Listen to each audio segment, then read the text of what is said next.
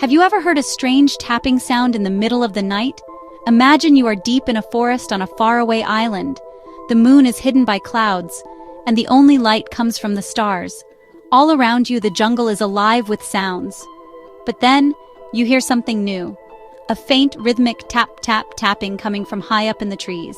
It is a sound that has puzzled people for centuries. It is the sound of one of the world's most unusual and mysterious creatures at work. This creature is a ghost of the forest, rarely seen but always there, hidden in the shadows. This strange animal is called the eye. It lives only in the forests of Madagascar, a large island off the coast of Africa. It is a place filled with unique animals that are found nowhere else on Earth. The eye is nocturnal, which means it is awake only at night. This is one of the main reasons why so few people have ever seen one in the wild. It spends its days curled up in a leafy nest, high in the canopy of the tallest trees. When darkness falls, the forest becomes its kingdom. It moves silently through the branches, a dark shape against the even darker night sky. Many people who live in Madagascar have never seen an eye either, but they know the stories. They know of its strange habits and its even stranger appearance. For them, it is not just an animal. It is a creature of legend, a symbol of the deep, dark woods. The eye is a type of lemur, but it looks so different from its cousins that scientists once thought it was a kind of squirrel. It is a wonderful example of how nature can create something truly one of a kind. Its uniqueness is what makes it so fascinating, a living puzzle that we are only just beginning to understand. So, let us journey into the heart of Madagascar's ancient forests. Let us peel back the curtain of night and shine a light on this remarkable animal. We will discover what makes it look so spooky, how it finds its food in such a clever way, and why it is so important to the health of its forest home.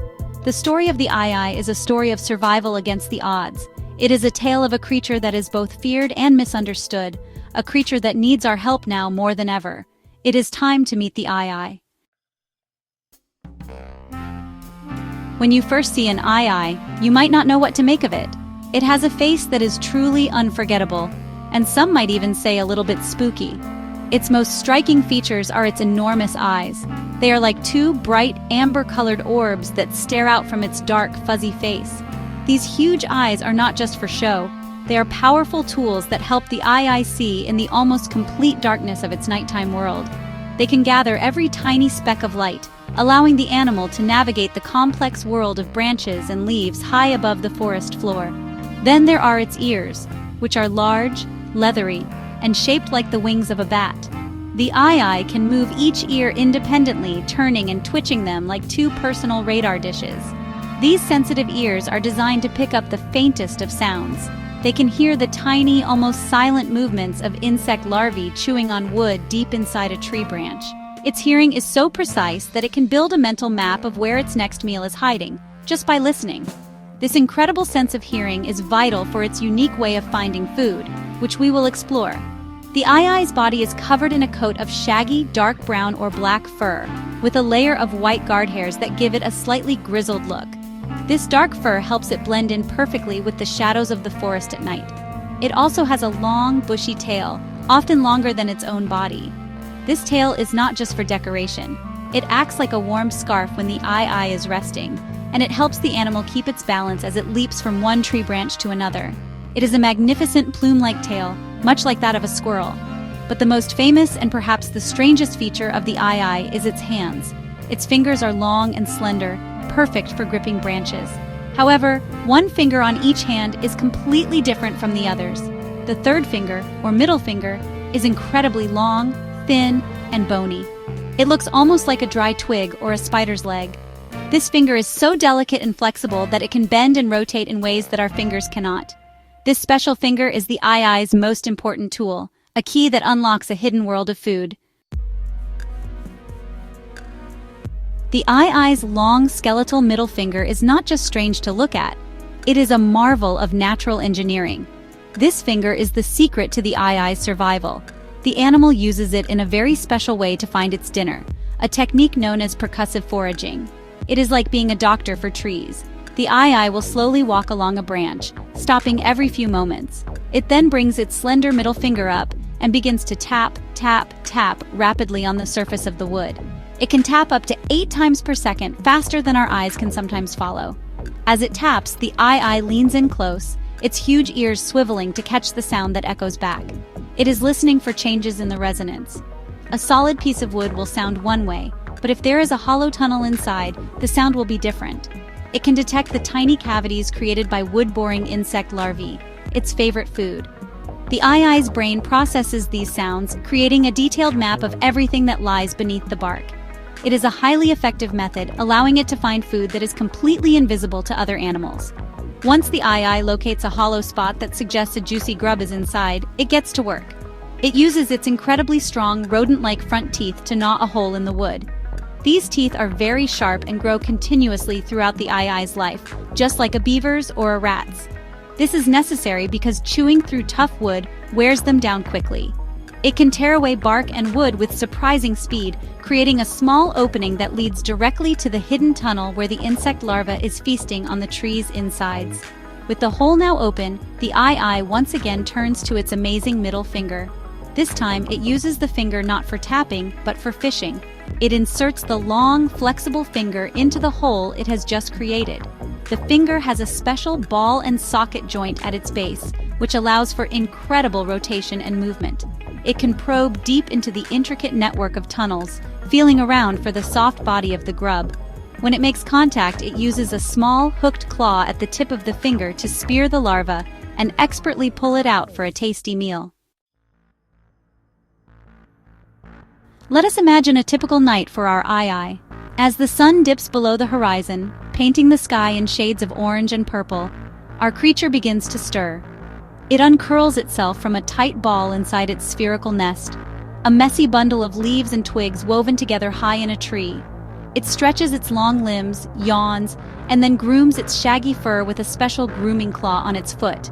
After a few moments, it is ready. The forest is dark now, and the hunt for food begins. It moves with a quiet confidence, its large eyes already adjusted to the gloom. Silently, it scrambles along a thick, moss-covered branch. Its long fingers and sharp claws give it an excellent grip. It pauses, its head cocked to one side, its huge ears twitching. It is listening, not for predators, but for dinner. It chooses a dead branch that looks promising and begins its work. Tap, tap, tap goes its slender middle finger, drumming a rapid rhythm against the bark. It moves a few inches and taps again. It is a patient and methodical hunter, checking every inch of the branch with the precision of a master craftsman. Suddenly, it stops. Its ears have detected something. A subtle change in the echo from its tapping has revealed a hollow chamber just beneath the surface. It leans closer, its ears pointing directly at the spot, and taps again to confirm. Yes, there is definitely something in there. The eye knows that a delicious beetle grub is likely waiting inside. Now, the next phase of the hunt begins. It repositions itself on the branch, gripping tightly with its feet, and brings its powerful front teeth to the wood. The sound of gnawing soon fills the air.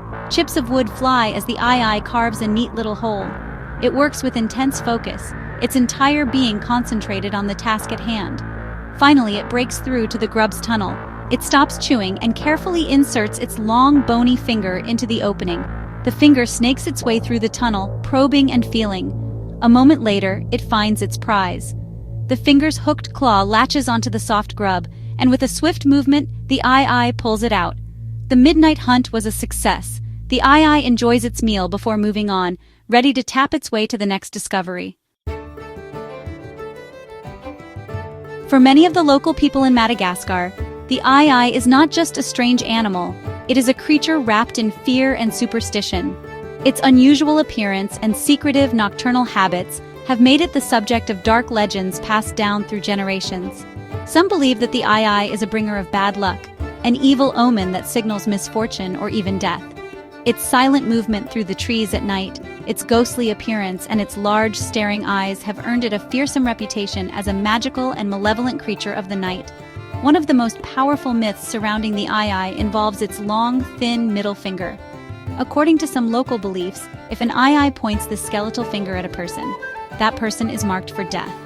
This belief is so strong in some communities that the mere sight of an eye can cause great panic. They believe the animal sneaks into villages at night to point its finger at sleeping residents, cursing them with illness or an untimely end. Of course, this is just a story, as the eye only uses its finger to find food, but the fear it inspires is very real. Because of these powerful and negative beliefs, the eye is often persecuted. In some regions, seeing an eye near a village is considered such a terrible omen that the only way to break the curse is to kill the animal on sight. This has had a devastating effect on the eye population. These shy, harmless creatures are often killed simply out of fear and a lack of understanding. It is a tragic situation where ancient folklore directly contributes to the decline of a unique and wonderful species. The animal's strangest feature has sadly become the source of its greatest danger from humans. These stories highlight a deep cultural connection to the natural world, but also the challenges that conservationists face. Changing long-held beliefs is not easy. Education is key to helping people understand the true nature of the eye. By explaining that its spooky finger is actually a brilliant tool for finding food, and that its nighttime activities are harmless, we can slowly begin to replace fear with fascination. Showing local communities that the eye is not a monster, but a valuable part of their natural heritage, is a crucial step in ensuring its survival for the future. While some may see the eye as a creepy creature, it actually plays a very important role in keeping its forest home healthy. It is like a tiny doctor or a helpful gardener for the trees. By feeding on wood-boring insect larvae, the eye helps to control insect populations.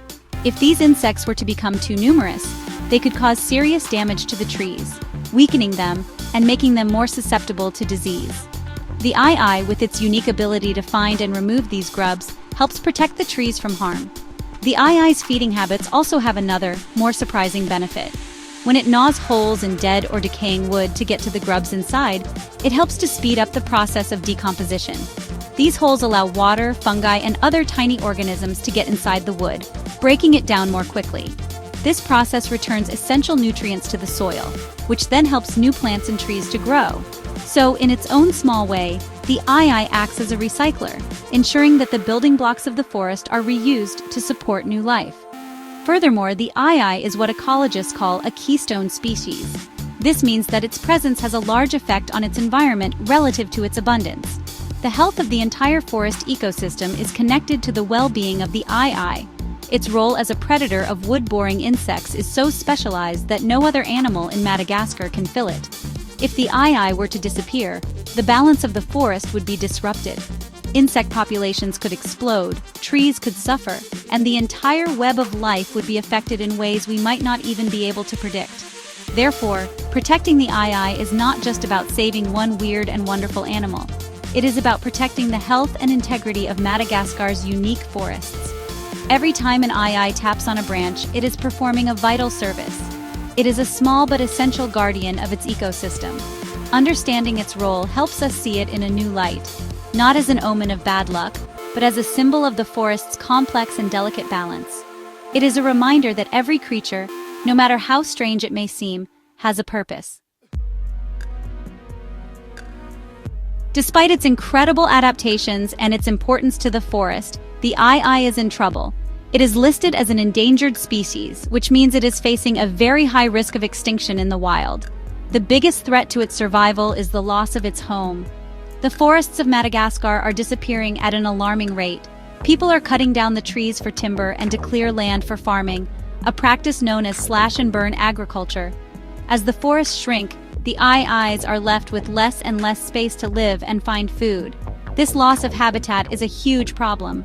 Eyes need large areas of forest with plenty of old and dead trees where they can forage for their insect food. When their forest home is destroyed, they are forced to move into new areas, sometimes closer to human villages. This brings them into more frequent contact with people, which can be very dangerous for the eye. As we have learned, the fear and superstition surrounding these animals often leads to them being killed. So, the destruction of the forest creates a double threat for this already vulnerable creature. Thankfully, there are people working hard to protect the eye and its fragile future. Conservation organizations are working with the government of Madagascar to create protected areas and national parks where the forests are safe from destruction. These safe havens provide a place where eyes and other unique wildlife can live without the threat of their homes being cut down. These efforts are absolutely essential if we are to prevent the eye from vanishing forever. It is a race against time to save what is left of these precious habitats. We can all play a part in helping the ii, even from far away. Supporting conservation groups that work in Madagascar is one of the most effective things we can do. These groups run programs to protect the forests, to study the ii, and to educate local communities. They work to replace the old, fearful myths with scientific facts, teaching people about the important role the ii plays in the ecosystem. By spreading awareness and supporting these vital conservation efforts, we can help ensure that this extraordinary creature continues to tap its way through the forests of Madagascar for many years to come. The story of the ii is filled with challenges, from habitat loss to human fear. It can be easy to feel that its future is bleak, but within this story, there are also powerful signs of hope. One of the most hopeful developments has been the success of captive breeding programs. Zoos and conservation centers around the world, including the Duke Lemur Center in the United States, have managed to successfully breed ii. This creates a vital safety net for the species, a backup population that exists outside of the threatened forests of Madagascar. These programs do more than just increase the number of ii. They also give scientists a unique opportunity to study these mysterious animals up close. Researchers can learn about their behavior, their dietary needs, and their health in a way that would be almost impossible in the wild. This knowledge is incredibly valuable. It helps conservationists in Madagascar develop better strategies for protecting the wild populations. For example, by understanding exactly what ii need to thrive, we can better manage the protected forests to support them. Perhaps the most surprising and hopeful fact about the ii is its incredible resilience. Scientists once thought that iis were extremely specialized and could only live in pristine, old-growth rainforests. However, recent studies have shown that they are more adaptable than we ever imagined. iis have been found living in a variety of habitats, including cultivated areas like coconut groves and clove plantations. They have learned to use their skills to open coconuts and find food in these human-altered landscapes, which shows a remarkable ability to adapt. This adaptability gives us a reason to be optimistic. It suggests that if we can give the ii a chance, it can find a way to survive alongside humans. It is not a creature that is doomed to disappear. The key is to foster a relationship of tolerance and understanding. The ii, this strange and wonderful ghost of the forest, is a symbol of nature's endless creativity. It is a reminder that the world is full of wonders, many of which we are only just beginning to understand. By protecting it, we are not just saving a species, we are saving a piece of the magic that makes our planet so special.